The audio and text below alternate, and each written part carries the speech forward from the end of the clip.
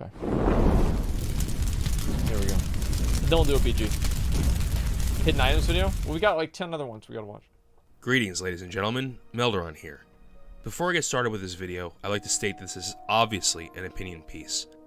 Something that my brother and I pride ourselves on is that we have built a community that digests ideas and discusses them. Oh, I didn't know that they were brothers. Rather than a community that just takes what we say as gospel. Okay. We never want to create an echo chamber of thought.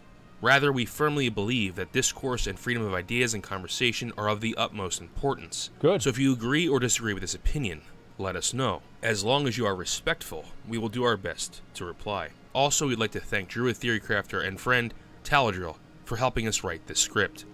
I realize that the title of this video may seem extreme. However, the reason is simple. Blizzard devs are undertaking the massive task of bringing us Classic, and they are being as faithful as they can to make the game as close to original as possible. I applaud their efforts. Why are you guys saying scripted? I'm confused. And they are doing a great job. However, I expect that they are going to make a mistake. Let me look at all the world buffs here. Attack power increased by 200. Rallying Cry of the Dragon Slayer. Critical strike chance of spells by 10%? What the fuck? Was it that good? Holy shit, that's ridiculous. I didn't even know that. Fanboying in the background? Yeah, I just want to cool it down a little bit, and then I'll turn it back off. Increases the chance for melee range spell criticals. Actually, I'll just do it after the video. It's fine.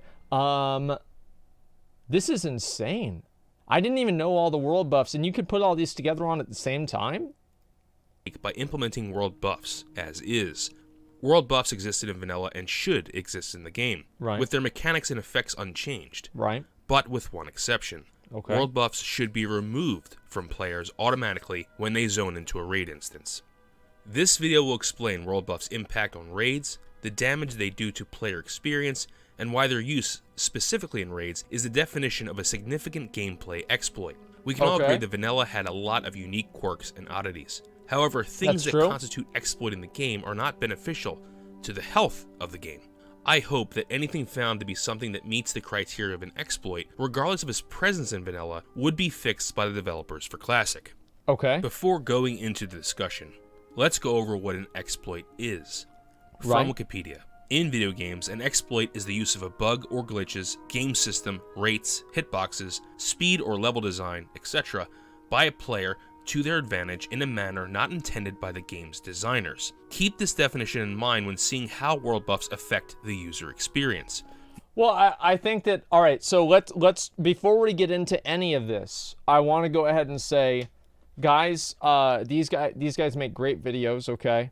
So even if you disagree with them, let's wait and let's hear out their perspective. And we can talk about it afterwards, all right? Let's just be respectful and listen to what they're going to say.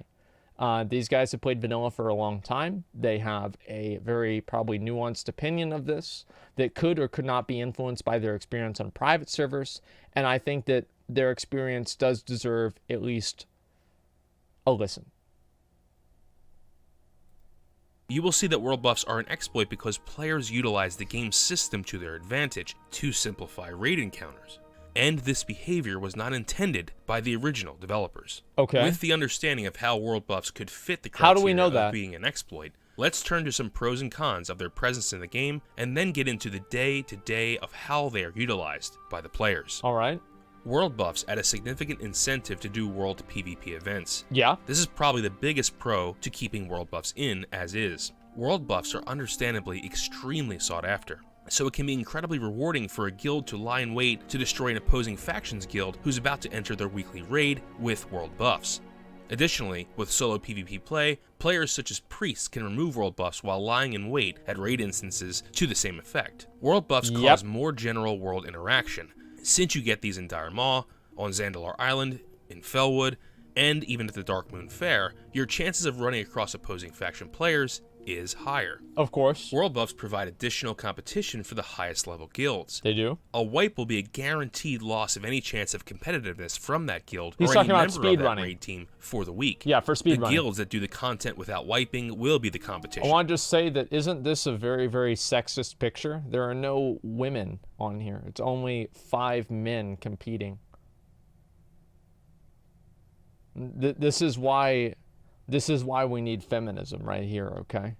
I gotta take a drink real quick, okay? I ran out of Dr. Pepper. Okay. How do you know they're men? Shit! Now I'm getting banned. Damn it, man. Delete the VOD afterwards. In general, world buffs make your character feel a lot stronger, which can be fun for DPS and tanking classes. I think this reason is why there isn't a discussion about this issue. To discuss it is to invite a nerf to yourself, and we all know how important it is to see those big numbers. Am I right? Everybody loves numbers. Lastly, world buffs foster a sense of accomplishment. This goes with the mentality that if you work hard, you should be rewarded well. In other words, those that put in the effort and the time to achieve these buffs feel accomplished. Yeah. There are likely other pros that people might throw out there, but this hits all of the big points. Now let's move to the cons, where, honestly, there are quite a few. Let's start by rebutting the world PvP point, since people generally care about this aspect the most. World buff PvP action is short-lived and oriented around ganking. It isn't like epic battles in South Shore versus Tarren Mill. One side just wants to get their buffs and then go into the raid, and the other is just looking to stop them. Man, I can't think of anything like that that's ever happened before. Wow. I mean, I think that, like, really, how do you define organic? And let's talk about this right here, right? How do you define organic? Is organic something that happens because of in-game means? Is organic, like, how is South Shore versus Tarren Mill organic in a way that this is not? I would even maybe argue that this would be even more organic than South Shore versus Tarren Mill, because there is a goal and a win condition that both players have, right? Or both teams have. The win condition is either get to the raid with your buffs or prevent the other team from getting the raid with your buffs. So if anything, I would say that world PvP around world buffs is more organic than South Shore versus Tarren Mill. Because in South Shore versus Tarren Mill, there's no outcome that matters. It's just like it's PvP for the sake of PvP. One side is victorious, everyone moves on. The opportunity provides the incentive, and destroying a whole raid is fun, but it is not continued organic open world PvP. Well, how do you define organic? Talking about PvP and competition, there would be strong incentive towards collusion between guilds and factions to sabotage top performing guilds from doing raids with world buffs, or even for top guilds to keep in check lesser guilds on the same server with planned attacks against these guilds on their raid day. I don't think that collusion personally is necessarily a bad thing. I mean, like, it's not good, but there's also, like, there's a lot of things that are, like, you know, there's like black and white, you know, there's like things that are bad, things that are good, but there's a lot of gray area in between. And I think that collusion is the gray area. Is collusion necessarily against the rules? It's not against the rules, but it's against the spirit of the game. And I think the spirit of the game is, you know, that's really where you really get into the discussion of collusion. And doing things that are against the spirit of the game, in current WoW, I do think that Blizzard should try to preserve that. But in classic WoW, like outside of, what is it, like Quest Helper add-ons and Group Finder add-ons, I don't think that Blizzard should be as overreaching with trying to preserve the spirit of the game, because everybody also has a different perspective on what that spirit is. Some people think the spirit of the game is being able to troll people with world buffs. Other people think the spirit of the game is being able to do raids with world buffs. So oftentimes the spirit of the game in everybody's mind is very contradictory. World buffs are a de facto requirement for virtually any quality guild. Even low-level guilds still will put a lot of pressure onto people to get buffs before every raid. Getting world buffs is busy work drudgery that forces people to do the same thing over and over again. While you might say the same about consumables, remember that these can be bought with gold, and you can farm gold in many different ways, adding more gameplay variety. Well, I mean, you still have, like, I mean, for example, like we watched the other video about the Hydraxian Water Awards, right? I mean, the Hydraxian Water Awards, if you're able to, if you're in a guild, like, they're going to require you to do that too. And also, like, let's say the force requirement is still the same with farming consumables. It's just you're either farming consumables directly or indirectly. you still have a forced requirement of a behavior, right? Or of an action that you have to take. You either are farming gold in, let's say, Tyr's Hand, or you are farming the consumables directly. In both circumstances, the ultimate outcome is the same. You are forced into an activity because your guild requires you to perform that activity in order to raid. The way that you receive the items is, in my opinion, irrelevant. Getting world buffs, you must log off your character so that the buff timers don't go away. That is People stupid. routinely get buffs the day before the raid, meaning that your main character is inaccessible from anywhere between an hour before the raid to a day or even longer. Yeah, that is stupid. This, in my opinion, negatively impacts the game as the world feels more empty. You are missing out on social interactions that may benefit the server as a whole. Since world buffs have such That's a good point, and I mean, honestly, it's like, I mean, these are all also like, I mean, the only example here, this is all like PvP server focused stuff anyway, right? And if you really want to be a competitive guild, just play on a PvE server so you can just run over there and get all your buffs and not have to worry about it. That's my perspective, right? Fridge is not open. Shut the fuck up. So anyway, the only thing here that's not a PvP only server problem is number 3. And I think that a lot of people and a lot of guilds are going to play on PvE servers because they don't really care about PvP, right? Yeah, just you guys don't need to be annoying about this stuff, okay? I know that it's not open. a strong effect. Okay. And a raid wipe removes these buffs. High-performing players in non-top tier guilds won't be able to compete directly in standings against those in top guilds. World buffs effectively boost the group as well as the individual, while members of guilds who lack world buffs hinders both the group and the individual. And because of the direct issue in the con above, losing world buffs in raids is the ultimate morale destroyer. Well, yeah. The effect of world buffs being lost sours an entire raid night and can happen within the first 5 minutes of the raid. This effect is predictable and extremely unpleasant to be part of. So far I've mentioned 6 cons, and I haven't even gotten to the biggest problem of world buffs. World buffs flat out trivialize content. I'll say that again, world buffs flat out trivialize endgame PvE content.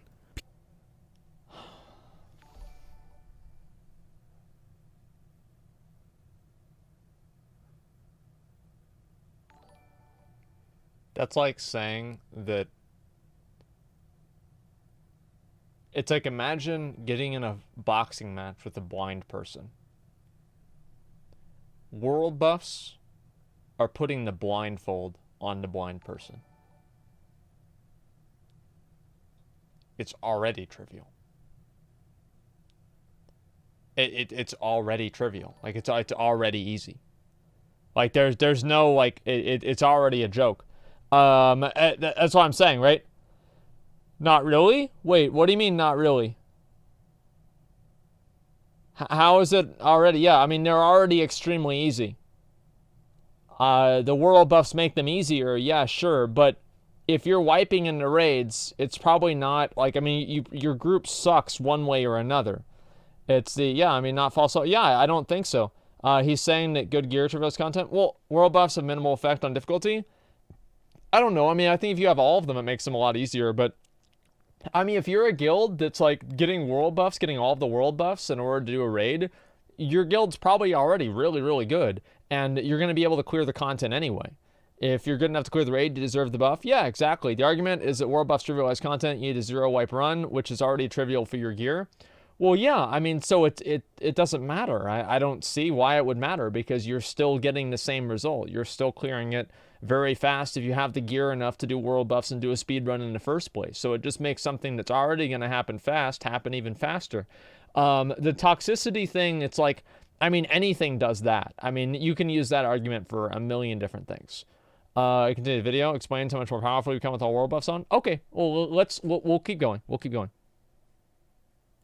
People do so much more damage and get a lot of increased survivability as well. Okay. Put that together and you can stomp content way easier, faster, and ignore many of the mechanics because of quick kill times. Stacking world buffs provides between 30 to 60% more total raid damage depending on the class and role. No, I'm not exaggerating. That's a lot. And additionally, over a 30% health That's pool a increase lot. for the entire raid. Let me reiterate. Okay. Depending on the class, world buffs add up to a 60% increase to damage. Having an entire raid with full world buffs increases raid strength to crazy levels. To put this in perspective, this is along the same lines of comparing two players' effectiveness, where one has an optimal DPS build and the other has literally no talent points even assigned. Yes, it is that big of a difference. That's a lot. We can see that with this list, while world buffs may add a lot of fun with personal strength and ability, and more world encounters, there are a lot of downsides. Repetitive busy work to get buffs, immediately followed by required downtime in the form of logging off or playing on alts, becomes the norm. Raids with world buffs are easier to the point of trivial for some, but instantly turn toxic when a mistake happens and a wipe removes all of the buffs. I want to say one thing, okay? I think the entire crux of this argument lies on one thing. Did the developers intend on having world buffs in raids? If they explicitly said we don't want world buffs in raids, then yeah, it's an exploit, right? And then it's a more complicated conversation. But if they never said anything about this, then it should be implied, because of the fact that you'd be able to bring these world buffs into dungeons for like years, right? That it was okay. So we'll see what they said. They removed them for a reason. Well, they removed a lot of things for reasons, but it doesn't mean that whenever they were in the game, they were considered exploits. All this because of an artificial inflation of hidden flavor due to buffs that were never planned to be all stacked together.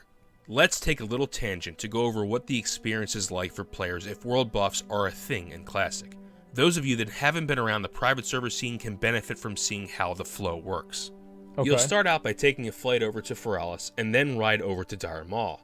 Since your guild will often do it around the same time, one or two groups will do a quick tribute run.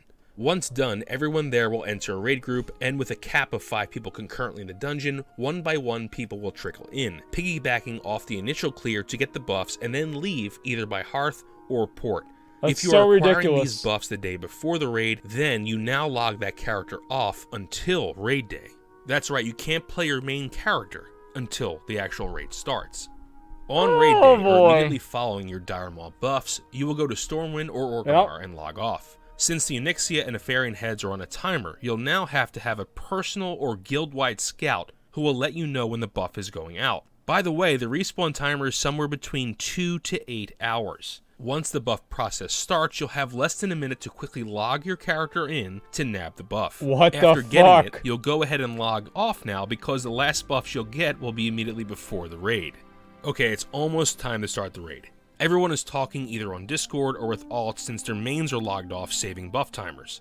Once the raid is ready to go, people will log on and quickly make their way to Zandalar Island either by flying, Hearth, or summons. Once there, you get the ZG buff, and then everyone can finally head to the raid. However, some guilds look to get additional buffs. This Fellwood Songflower takes more summons, or the entire raid flying over, and additionally you can also get War Chief's Blessing in Orgrimmar, which is really hard to get consistently. Oh, come on. At this point, you're either wearily nodding with the familiarity of it all, or you are shaking your head saying there is no way that people will do this weekly. And you're right. Yeah, they do. They will do it twice a week. Never underestimate what people will do to take the easy route in an MMO, and world buffs are a quintessential easy route. I don't think it's really being an easy route. It's just because it's like most of the guilds that are doing the raids and like getting all the world buffs and everything are probably able to clear the raids without any buffs at all. They just want to be able to do it even faster, right? So I think that once you really put that into perspective, that you're really comparing people clearing content to people clearing content faster, it's a little bit of a different discussion. Many of you guys are probably saying now, no, I refuse to believe that casual guilds will go through with this. This is a hardcore guild issue only. I'm sorry, but it won't be. We can see how guilds function on private servers to know exactly how this will play out. The requirement for world buffs seeps into every guild, and it's easy to see why. Early on, a guild may say no to world buffs. It's overkill and we don't need them. Life is good. But then 1 or 2 raiders gets them anyway, and now top the meters week after week.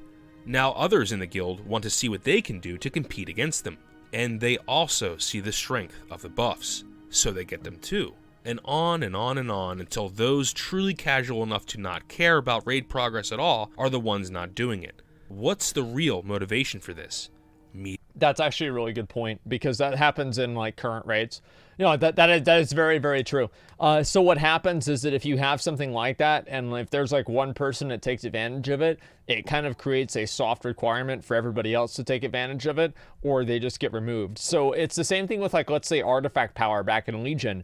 If you had one guy in your guild, let's say you didn't need artifact level 54 to kill like Croesus on Mythic, but you had the other guy, let's say you were 2 warriors, right? One warrior was level 35, the other warrior was level 54. So both of the warriors could do the damage that you needed to do to kill the boss, but one guy obviously was doing a lot more because he did this other thing. So what are you going to do? You're going to invite the guy that's doing substantially more damage because he put in more work and more effort, and you're going to bring him. That creates a soft expectation on the other guy to level up his artifact weapon or be forever the second choice. And it's like whenever gear drops, who do you think you're going to give the gear to? Are you going to give the gear to the guy that puts in 100% or the guy who puts in 110? So, I mean, this point is actually very valid. And it's a player behavior thing. It's happened many times in current WoW. That ruins your point from before, though. I don't know which point that is. I mean, I've been, like, I made a number of points. Leaders? No, it's loot. Top performers have a better chance to get good gear. There it is. If you aren't that, then you aren't going to get the best items. There it is. If you want the best, you need to compete. And you cannot compete against world buffs, so it's either join or die. The major effect of this is that it is such bad gameplay.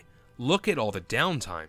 Imagine game mechanics where the best way to play the game is to literally log out and not play your actual main character. Yeah. But when you play the game that way, it makes you so I know overpowered it's that greasy. you trivialize the content that you do actually play. If you die, then it ruins your entire night. This is life with world buffs. I honestly believe this is an example of one of the worst gameplay designs in the history of World of Warcraft. Give me flying mounts. Okay.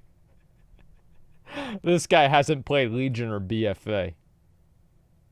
To think that he's never played Legion or BFA. That's not true at all. Like, the world buffs idea is no. It's not even close. It's bad, right? The world buff idea is bad, and he brings up a lot of good points in that regard. But I also don't think that it's really that.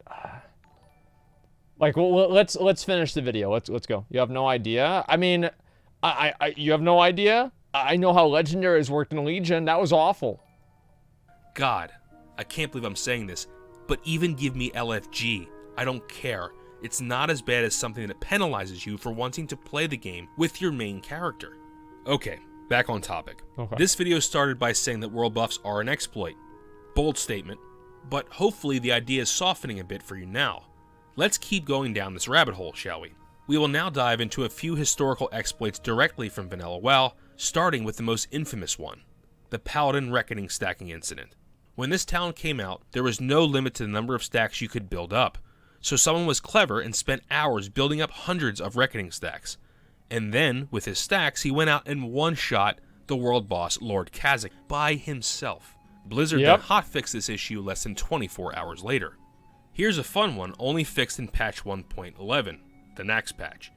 Directly from the patch notes, instituted an anti-exploit measure on certain encounters, almost entirely raid bosses. These encounters will prevent people from zoning into the instance while that encounter is engaged. If you attempt to zone into the instance while that encounter is engaged, you will be resurrected at the outside entrance. This is primarily to combat graveyard rushing in instances.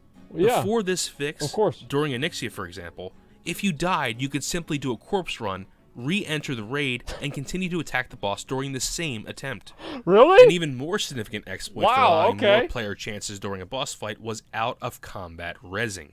Back in the day, when your raid attacked a boss, and if you personally didn't do anything, you weren't put in combat. Well, early on, Molten Core was so hard, I mean, we sucked so much, that a common strategy to... See, that's what Paladins were for. right? Is you had because the paladins were useless besides that, so they'd spend all their time buffing people and then just rezzing the people that were actually doing the work, and you just had paladins sitting in the back, sitting there.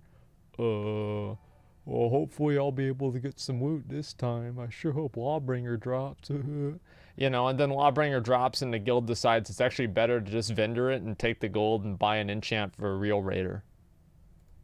Help defeat bosses was to have one or more paladins or shaman stand in the back and not engage and simply wait for someone to die, and then res them, heal them, and let them rejoin the fight. Yep. Over and over again.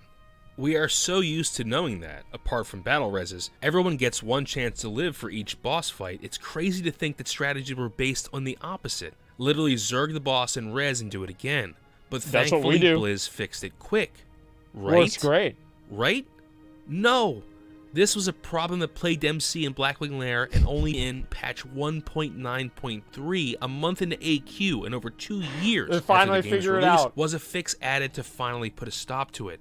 These exploits and many more were all fixed in vanilla. However, that doesn't mean that simply looking at what was fixed in vanilla and what wasn't is a good enough line to draw in the sand. There are many known exploits that people discovered in vanilla. Most were fixed by the time TBC came out, but not all. And some exploits existed in vanilla but weren't discovered until TBC or even in Wrath. I think the difference between that, I don't consider that an exploit. And here's why I don't consider it an exploit. Is because players were not getting suspended or banned for doing it. Exploits in my mind are things that break the terms of service. And if players are not getting suspended or banned for exploits, that means that to some degree, they're not an exploit. Here's an exploit that will absolutely be fixed in Classic, even though it was one of the ones found in Wrath. Certain items existed that had 100% spell scaling. To explain this quickly, imagine an item that adds 2 fire damage to all of your melee attacks. Okay. By equipping gear focused on caster stats, if the gear added, let's say, 300 spell power, then now your melee attacks hit for 302 Oh, people fire did this with damage each Arcane attack. Shot. Enter the existence of what was dubbed the Fire Rogue. It's simply a rogue who wears a ton of caster gear and is based around Blaze Fury Medallion because that item we imagined is real, and that's how it behaved in vanilla. Wow. I say this will not be the case so confidently because this is an exploit. No changes would dictate that this remain at 100% scaling because that's how it was in vanilla. It's even how it was in TBC. However, to be no changes would be to break the very function of the class. A rogue who does twice his normal DPS because he's wearing stuff geared for mages? Not intended. All of these exploits listed are ones that directly affect raids, and I doubt anyone would argue that these mechanics are not exploits or that we should see them in Classic. All of them clearly are beyond how the devs wanted the raid encounters to play out, and yet, world buffs affect a raid far more than any of those exploits put together. Paladin Reckoning Probably, stacks, rezzing those that I died don't in know about battle, Paladin and Reckoning melee stacks. being built around a single item is still no comparison to buffs that increase raid-wide DPS by 30 to 60% and increase the entire raid's health pool by over 30%.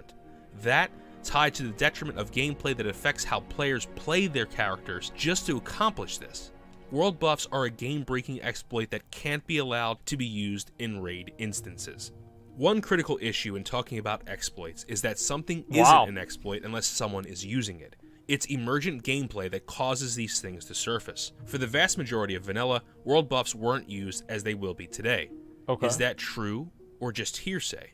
It's pretty well known that by Nax, or at least by the end of it, the key takeaway for many players was that you needed these things called world buffs to be able to actually kill content. But surely world buffs were known before Nax. Maybe not to the noobs out there, but at least to the top tier raiders. A recent Countdown to Classic interview with Death and Taxes member 1927 on episode number 94 went over this exact issue. His time raiding with his guild spanned AQ progression. While consumable usage happened, the raid never utilized world buffs. The players were even aware of the buffs, as he mentioned using them for PvP. However, they didn't use them in raids. This was one of the... We used the, like my guild, right? No, it wasn't we. I wasn't in the guild then. I remember very clearly them saying that they used as many world buffs as possible to kill Lotheb in Nax 40. So it did happen in Vanilla WoW, but it might have not only gotten popularized until Nax. Top guilds in the world on the bleeding edge of content. If they didn't use world buffs, no one did. Here's a brief excerpt. Yeah, that's what's fun. I hear about guilds that get all the world buffs before going in, and the only time I would really ever remember getting world buffs was for PvP, and to make the highlight video, I collected a few, nothing too crazy. But as a hunter, you were low on the priority for consumables, so that was really not something I ever experienced. Yeah, nobody cares about hunters. But it certainly wasn't as hardcore as the way things are today. And I heard about methods spending like 100 million gold going into debt to get their world first. But yeah, back then things just what the fuck, dude? It was a simpler time, and things really hadn't got that competitive yet. So there was no real requirement. But like I said, Death and Taxes was a very try-hard guild, very competitive, so most of their members were engineers. But yeah, nothing, no requirement really as to what your professions were. I think I was leatherworking and skinning just to level up, but that turned out to be a relatively useless profession. But I wanted to make the switch to engineering because it's better and stuff like that were just coming into use by the time I was quitting, but I never really did. So no, sorry about the sound. Make sure to check out the full interview on countdowntheclassic.com. It truly was the end of the game where the idea of using world buffs in raids came out. By that point, we know, again, that the devs were already focused on TBC, so the idea that world buffs could trivialize content was an exploit that wasn't worth the devs' time. Casual guilds weren't using it. Only those going after that's an assumption, right? That I feel like the assumption is that Blizzard intentionally did not change it. Right. I mean, I think that's a very big assumption to make, is that they decided that, we're not going to change it because BC is coming out. Unless there's evidence of that, I don't really see any reason to believe that.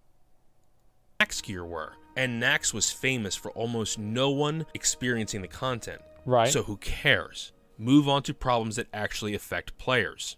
Okay, but Melderon, everyone says that world buffs are required for Nax. If we don't have world buffs in Classic, then we won't be able to actually beat Nax. No, they aren't. We have learned so much about the game collectively as a community since Vanilla. Of course Research they can beat continued with private servers. What do you mean? Though they have their inherent inaccuracies, it is still no less true that they have been a massive Vanilla WoW sandbox for years. People have optimized almost everything possible within the game. Classic raids will not need world buffs to beat Nax. I can guarantee you that. Many exploits have been found in Vanilla and plenty were fixed, but some weren't. Exploits aren't always found and they aren't always fixed. The Paladin Wreck Bomb was solved instantly because it was so broken. Others, like the spell scaling exploits, weren't found, so weren't fixed. When an exploit is fixed, it's fixed because of a combination of severity, ease of access, or frequency of use. We can see that world buffs perfectly fit the criteria of severity. I don't know how you can say ease of access whenever the first 5 minutes of the video was about how they're not easy to get. I mean, it doesn't really seem like it makes a lot of sense. Ease of access and frequency of use to be an exploit. It is truly the trifecta of being a game-breaking issue. The effects of world buffs are severe and make challenging encounters easy and easy encounters trivial. Additionally, it imparts a lot of negative emergent gameplay not intended by the original developers. World buffs are extremely easy for people to access. Only the first 5 people in a 40-man raid have to even clear a Dire Maul tribute run. The other 35 can literally just run in the dungeon with no mental thought. The other buffs simply require you to stand in town or on an island.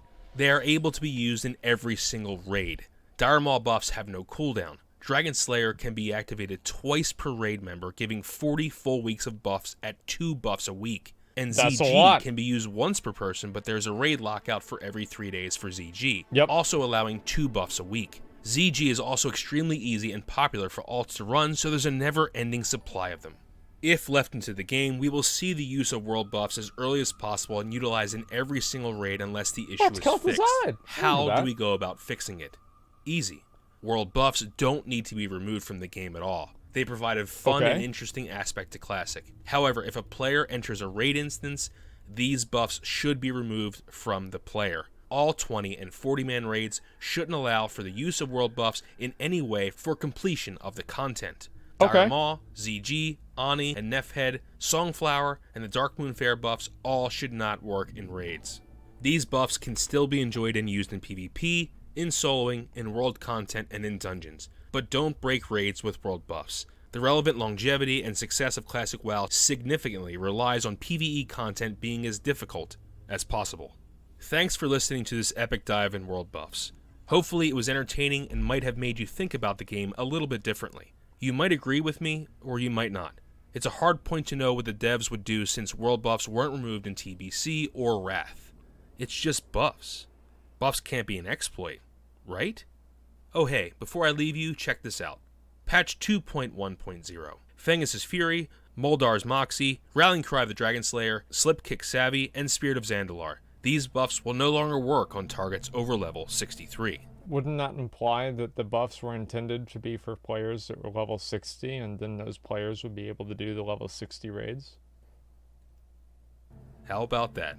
I guess Blizzard did fix this exploit, after all. Keep on keep on and grinding, everyone. I mean, I hope to see you all in Classic Azeroth.